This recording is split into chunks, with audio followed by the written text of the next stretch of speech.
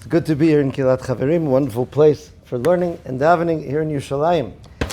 Parshas Shoftim, which always comes together with Elul, and Shoftim begins a series of parshas that speak about war. Okay, the most famous one, I guess, is coming up, Ki Tetzei la milchama alovecha, which it speaks about it specifically there. But we have the war parshas also, again, Ki Tetzei la milchama alovecha, in our parsha as well. And there's an entire process that goes to prepare Am Yisrael when they're going to war. Now, Sfarim from the Archaim HaKadosh and all the Hasidic Sfarim and other ones as well explain, as we know, that the Torah applies to all the different realms of the creation. So there's war in this world that we recognize, armies and swords, arrows, guns, whatever it is. There's also spiritual war. Okay, Ki tetzei lemilchama alovecha, who is the enemy of each individual and of our people as a whole, the Yetzer Hara. So they draw many parallels looking at what's happening in this war described here and apply it to the different types. So before we get to the piece of Shem Mishmuel here, I just want to share something I saw from the Nesiva Shalom that I think is so powerful, and it will apply to what we're learning as well. The pasuk here in Shoftim says, Ki tetzei la milchama alovecha v'ra'isa sus v'rechev am rav mimcha. When you go out to war on your enemies, and you will see horses and chariots, a nation much more many than you, or much greater than you. Lo tira mehem. Don't be afraid of them. Ki Hashem Elokecha imach, Hashem your God is with you, hama'alcha me'eretz Mitzrayim, who took you out of Eretz Mitzrayim. So to try and apply that and understand why we shouldn't be afraid because Hashem took us out, we're seeing these horses, the rechev, amrav mimcha. So in terms of the spiritual war, he explains it like this. Ki tetzei la milchama alovecha. You are being proactive, maybe because it's Elul, and you're coming to change a little bit. You want to do more of the positive, cut down on some of the negative. Suddenly, the opposing force comes at you with an entire army. He's got cavalry, he's got horses, he's got chariots, he's got all these soldiers, and he has something to tell you. He says, do you see all this? Sus, varechev, amrav. You know where it's from? Mimcha. It's from you. You created all of this. Me, the Yetzer Hara, only has power from your wrongdoings. You created this. How in the world do you think you're going to stand up to it? Answers HaKadosh Baruch Hu, lo tira mehem. Don't be afraid of them. Hashem Elokecha imach hamalcha be'eretz Mitzrayim. Let's remember what it was like in Mitzrayim. The Jews in Mitzrayim were in the 49th gate of Tumah, and I took them out of there. Don't let the Yetzer Hara stop you by showing you your misdeeds, your past, any of those things. Ignore it and move on, and don't be afraid. So the parsha continues with the speech of the Kohen Meshuach Milchama. This was very unique. All Kohanim are the same, aside from the Kohen Gadol, and aside from this Kohen who was called the Meshuach Milchama. He was anointed particularly to do one thing. He give this one short speech before they go out to war. Okay, we'll see in a second what the Avnei Nezer says about this. And he tells them not to be afraid. He says, Amar Alehem Shema Yisrael, which is interesting. Chazal say that the schus alone, the merit of Shema Yisrael, can protect them in war. Atem krevim hayom la milchama aloivechem. You are drawing close to war on your enemies. Al yerach levavchem. Don't let your heart soften. Al tiru. Don't be afraid. Al tachpezu. Don't get hasty. Va'al ta'artzu. Do not be intimidated, so to speak, mipnehem. 4 lashonos, 4 languages which are brought. So Rashi brings down that these refer to, from the Gemara and Sota, these refer to 4 different things that the enemies would do in what's called nowadays psychological operations. Every army has different things that they do to work on the psychology of the enemy, their morale, their fears. It's a very important part of it. In World War II, it was used a lot. Before America invaded Iraq, I read that they dropped thousands of leaflets in Arabic that said, "Don't be stupid. We're the United States of America. We have more planes and guns and bombs than you can imagine." Right? Do you really want to give it up for Saddam Hussein? Right? And everybody basically said, "No, we don't." Okay, so that is what's called a psychological operation. Another form of the psychological operation is to shake up the enemy. One of my students said that in his services, sometimes they had to seek out a terrorist in a house. So at night they would creep up and suddenly they would put on these incredibly bright lights and blast very loud music, right, before they burst into the house. Why? Because that flash of light and this incredibly loud music just causes the people to lose any control, to panic, to forget who, what, or where they are. So here, there are four things that were done by the enemies. They would be magifim b'trisehem kedei lakishan ze lezeh. They would take their shields and bang them together. Okay? A very loud, disturbing sound. And they would also, and that was supposed to cause people to panic and run away. Right? They would cause their horses to both pound their hooves and to neigh, right, to get them to neigh, and they themselves would also scream, right, war cries as they're coming on. These were the four things that were there, and the Kohen comes here to inoculate the people, prepare them to defend against those four types of things that can destroy them before the war even starts. Okay, so the Shem Mishmuel comes to analyze this a bit. He said, certainly in the Pshat, it's very important. You need counter weapons against these psychological weapons. You need to be able to maintain your strength, your morale.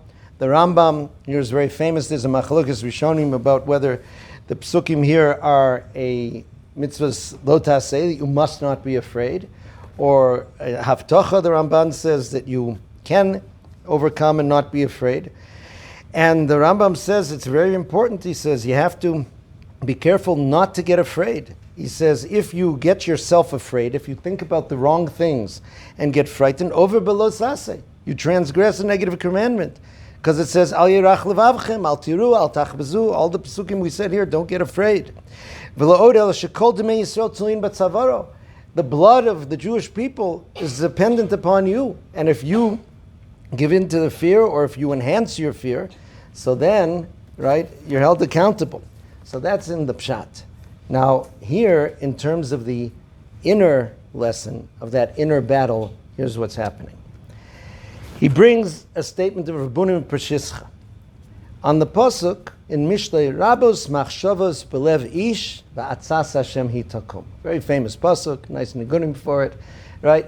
There are many thoughts in the heart of man, and Hashem's Eitzah is what stands, right? That's what's maintained. People think all sorts of things. Kind of a variation, right, is the famous, the Mensch tracht und Gott lacht.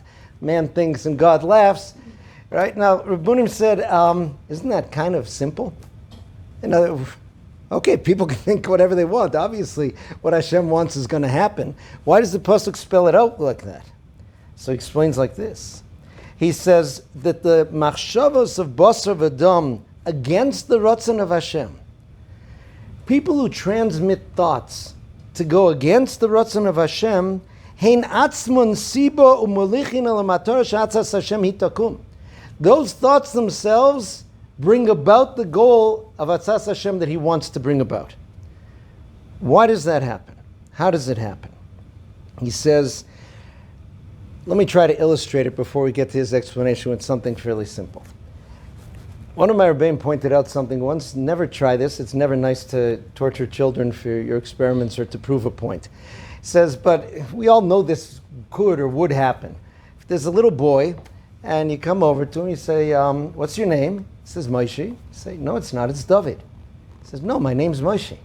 Moshe, why are you saying that? Your name's David. And he'll say, no, my name's Moshe. David, Moshe, and he'll whip up into a frenzy. Why is that happening? because there's an inner truth that he knows. He has that identity. That's one of the things that he knows for sure. He knows that he is Moshe. The more you call him David, the more that strength of that sense of the fact that he's Moshe comes out. So the opposite thoughts that are attempted to be transmitted, instead of changing the identity and thought patterns of the person, are cementing in those thought patterns and causing the person to get stronger and stronger with them. That's what's happening in that example. So therefore, he says, when the nations come with these 4 different tactics to try to, he says, lahavhil uvalbel es hadas shekenegdom. They're trying to frighten us. They're trying to get us to panic. Okay, lahavhil is a very important word, the word of panic. And if they can do that, he says, siluk hadas, if you lose your das, which means, we'll see more about it in a second, it's not just knowledge, but a true connection to something that's true. You lose your strength, physical strength and spiritual strength. As it says in the Medrash, das chasarta makonisa. If you don't have das, anything else you have isn't worth anything. So what they try to do here is to get a person to panic, to be hasty, right? And to chipazon is mehirus, but not the good speed of zrizus, which isn't necessarily fast. But chipazon is panic. Behola, in the Hoshanas, there's a beautiful Hoshana that talks about saving the different crops from the agricultural dangers. Talks about saving the grapevine from a certain worm, saving the wheat from a certain disease. And then it says, Hoshano nefesh mi behola. Save people from panic. The enemy of the person, of the nefesh, is behola, is panic. So too, chipazon, right? It's famous that the Kotzker said, sometimes you see a person who does everything very fast, and a person thinks, oh, that's a person who's a zoriz.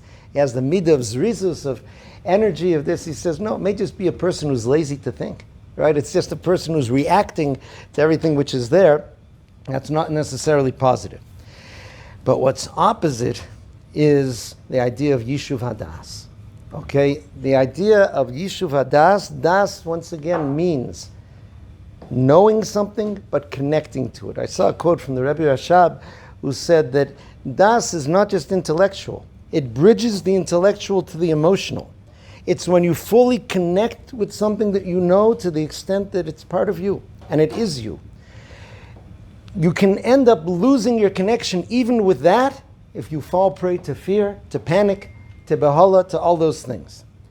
So that's what was coming here. This was the attempt on the other side to get them to lose that Yishuv Hadas. And therefore, he said, the avoda of the Kohen was to try to make sure that they connect with it and don't lose it. He brings from his father, the Avnei Nezer, this was such an important avoda that this was the only thing this Kohen was designated to do. Right? You always imagine that kid in the school play who has one line and he's going over and over and over it. This Kohen had this one line to say if they would go out to war. It says because all of his life he is preparing spiritually to be able to say these words in a way that in the most dangerous, frightening situations, they enter the hearts of the people and bring them clarity and Yishuv Hadas. That their mind will be settled, they remember who they are, they remember what they're fighting for, they remember who's behind them, and they approach the battle in an entirely different way. This is the power that he had, and his power is fueled by the opposing forces, meaning the fact that they're fighting so much to dislodge us from this, that's part of what powers his statement to awaken the reflex of Am Yisrael to stand up and say, no, we don't have to be afraid of you. We aren't fighting in the same plane as you. Hashem is with us, right? Not the battle that you're doing. This is something that is able to bring them this idea of Yishuv Hadas. Let's take a second to talk about this concept of Yishuv Hadas, the settled mind. Okay? It's a dream. It's one of the most wonderful things you could have. I heard a story about a Jew who did a tova for the Chazon Ish once. And when he did whatever he did, he had to bring him something, and the Chazon Ish said, I would like to somehow repay you. So he said, I'd like a bracha. So the Chazon Ish said, for what? So the man was clever. He says, I would like you to pick. So the Chazon Ish thought for a while, and he said, Yishuv Adas. That's a good bracha. To be able to have your mind settled. The Slonim Rebbe said in Siva Shom that nothing can stand up to a Jew who has Yishuv Adas. Yishuv Adas, the Kohen here wasn't inventing the wheel. He wasn't putting ideas into the heads of these Jews that weren't there. He was simply enabling them to reconnect to what they knew inside themselves, to connect to the truth that's inside themselves, to know what it really is. This can help us understand one of the most puzzling Gemaras. It's shocking in its puzzlingness. It's in Maseches Kiddushin. Amar Rabbi Loya Zoken. Rabbi Loya Zoken said, Imura Odom sheyitzro mizgaber olav. You have someone whose Yetzer Hara is overcoming him.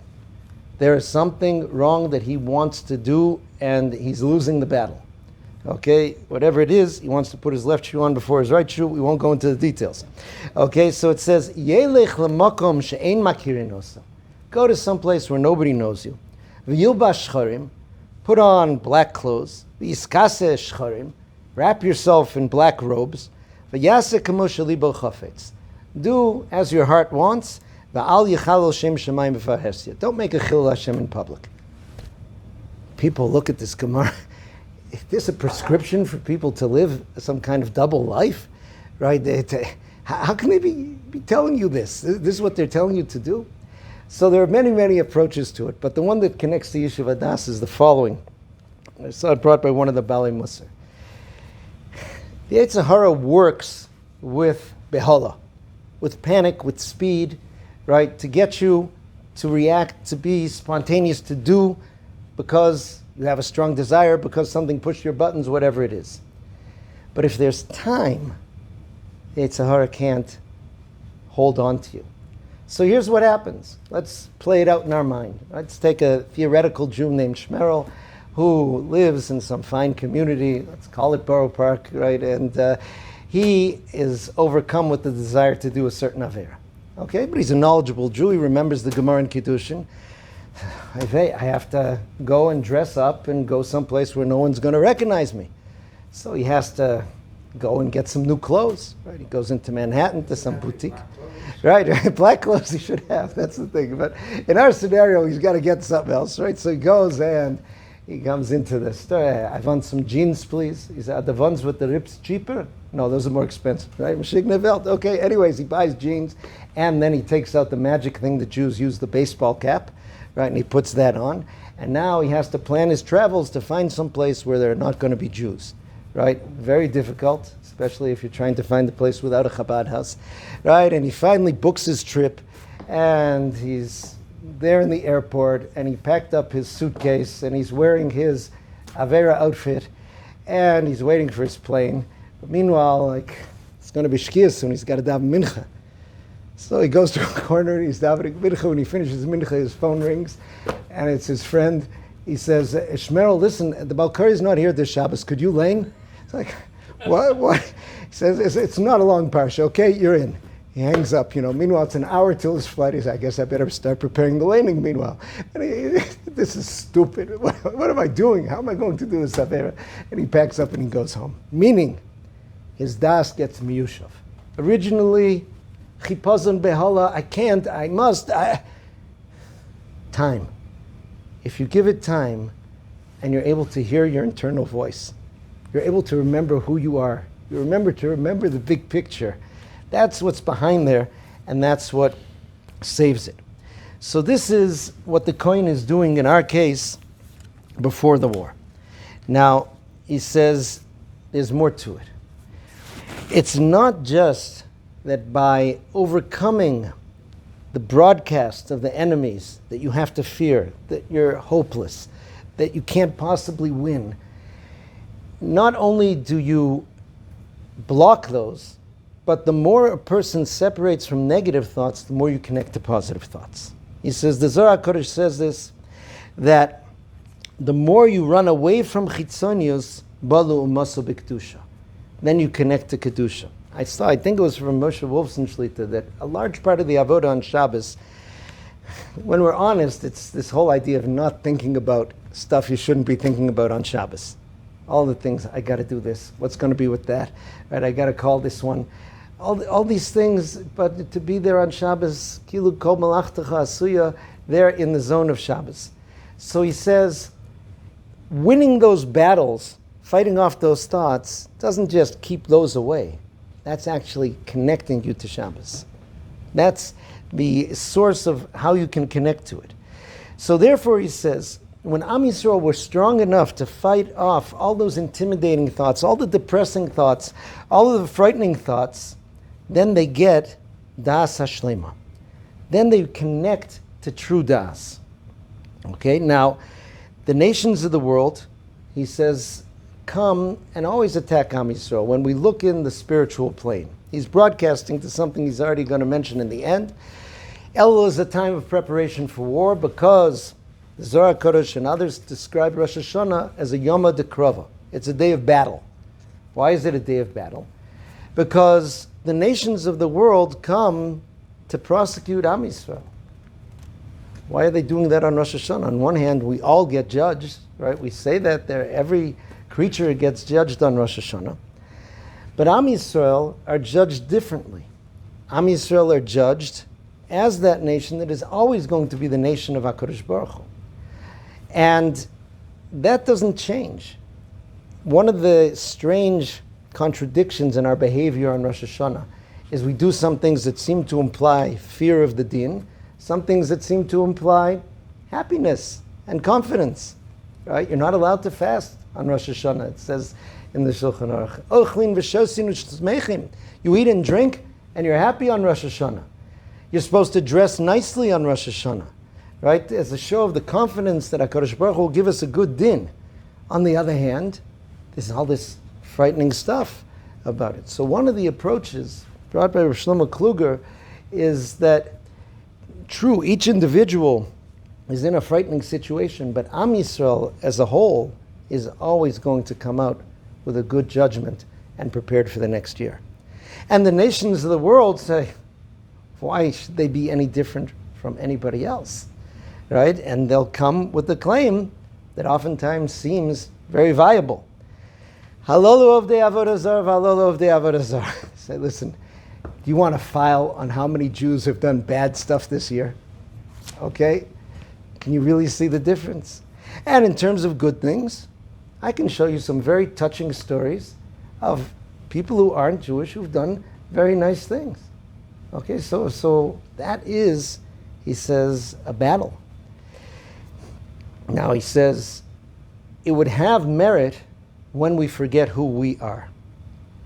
But when Am Yisrael return to their das, and das means both separating, right? That's why Chazal said, Imein das, Havdalah minayin, the power to differentiate is connected to das. That's why we say Havdalah Motzoi Shabbos in the bracha of das. And it's also connecting, like Vayeda ha'odam es Chava ishto. He connected with his wife Chava. So if we do that, then we are entirely different than the nations of the world. He says, then the things that Jews do wrong are not an expression of who they are, it's an expression of who they aren't. Chazal say, Ein Adam chote elim ke nichnas baruch shlus. Every Jew who sins is really suffering a form of temporary insanity. And he says, what brings that insanity?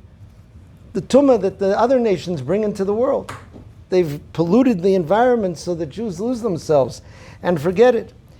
And the Jew who does the mitzvah is also different, because deep inside, the Jew is doing it for Ratzon Hashem. There are many acts of kindness which are good that are done in the world, and they're part of keeping this world a good place and a better place for you and me. But the good things that Am Yisrael do are from a different place and for a different purpose. But all of this depends on us remembering who we are. If we forget it, if we're in the realm of the other nations, then we've got a lot to be afraid of. And then when they come to attack us with the sus v'rechev amrav mimcha, you're right, we're in trouble and we're outnumbered. But if we can remember, and if we have that das, and if we don't get mixed up, so then we're connected to our source, to who we come from. And he says, this is what it's all about on Rosh Hashanah. Rosh Hashanah is a day of Zikaron, and Rosh Hashanah is a day of Yishuv Hadas. Okay? Ashrei ha'am yod'ei trua. A very strange pasuk. Fortunate are the people, it says in Tillim, who know trua. Not who blow trua, but who know trua. Meaning the shofar is supposed to bring us back to ourselves. If we've suffered amnesia throughout the year, if we've forgotten who we are, so then this time of year is coming to remind us. And the shofar that's blown in many communities, right, Ashkenazim after davening, Sfardim during Slichos often, in Elul, is there to bring us back again. Right? We have to turn to the Rambam's famous description of shofar, and you always have to pay attention when the Rambam in the Yad HaChazaka, when he brings something that's not straight halacha, it's something exceptional and something he really wants you to note. And he says that even though the blowing of the shofar on Rosh Hashanah is a decree of the Torah, remez yeshbo, there's a hint to it. What is it telling you? Uru yesheni mishnaschem v'nirdamim hakitzu meitar demaschem. Wake up, sleepers, from your sleep, dozers from your dozing. Chapsu b'maasechem b'chizru b'tshuva. Look through your deeds, return with tshuva, v'zichru b'ra'achem. Remember who created you. Elu hashachachim es ha'emes b'havlei hazman. Those who forget the truth in the mists of time. Time here represents everything temporal. If we think that we are temporal, if we've forgotten that we're eternal, if we've forgotten where we come from and who we are and where we're supposed to be going, so then we're lost. And then we get frightened. And when you look at the situation we've faced in every generation, it looks hopeless. We don't see answers to the problems. We don't see how it's going to be. And this is broadcast throughout, all the time. Judaism as a religion won't continue. Torah observant Judaism won't continue. Israel is going to get annihilated. All of these different things of doom which seem to have lots of backing in there. But then if we remember who we are, then the fear goes away. Then if we connect to that, then we can separate from all of those fears. You wake up and you remember the truth from the Havlei Hazman. This is the name of the game. This is what it is and who we are. And Jews have this at so many different moments, at different times. Some get it when they come to Eretz Yisrael, when they go to the Kotel, right? And suddenly they get this sense, they get this feeling. I know one woman who got it in the Grand Canyon, right? That suddenly she was just standing and said, wait a second. Right? You know, this is something much bigger than I've really been thinking about throughout. In order to be able to do this, a person has to at least want to. Right? The most frightening thing in amnesia is if the person gives up and just doesn't even want to remember who they were, where they came from, and just joins into this false reality that isn't them. The shofar is the tool that brings us to that emes. And the shofar, on one hand, it's true, we talk about it bringing fear. Hayitaka shofar ba'ir va'am lo yechradu. Can a shofar be blown in a city and the people don't tremble? But it's fear of falsehood. It's fear of losing ourselves. And it's connecting us to who we really are. And that's why it's a shofar of joy as well. This is the preparation that's happening. And this is the battle that goes on for us as a nation, for each of us every day. And as we realize this, and as we remember and prepare, then we'll be able to ride along with the power of Rosh Hashanah and be Ashrei Ha'am Yodei Trua. Those people who hear the message, the shofar. Have a wonderful week, wonderful Shabbos. Good to be back. Thank you all.